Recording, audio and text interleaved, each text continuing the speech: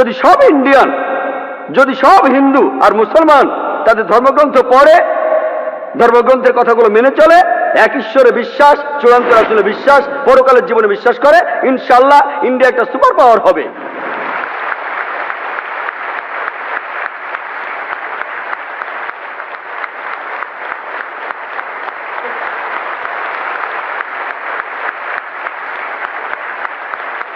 যদি ইন্ডিয়ার হিন্দু আর মুসলমানরা তাদের ধর্মগ্রন্থগুলো পড়ে সেগুলো মেনে চলে, আমরা আমেরিকার চাইতে বড় সুপার পাওয়ার হব, আমেরিকা আর ইউরোপীয় দেশের চাইতে বড় হবে ইনশাআল্লাহ।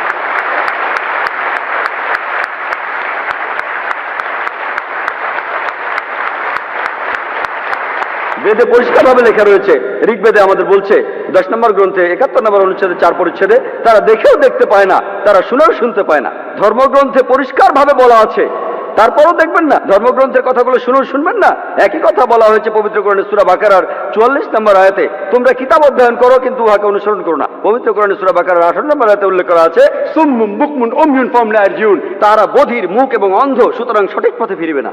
আপনারা হয়তো এমনটা দেখবেন যে পৃথিবীর বেশিরভাগ ধর্মেই যেসব ধর্মীয় নেতা আছেন, হোক সেটা ইসলাম, খ্রিস্টান বা হিন্দুইজম, তারা অর্থ বুঝে ধর্মগ্রন্থ পড়াকে বাধা দিয়ে থাকে।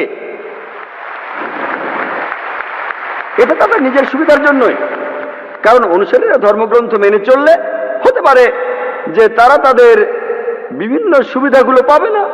এই লেকচার আমি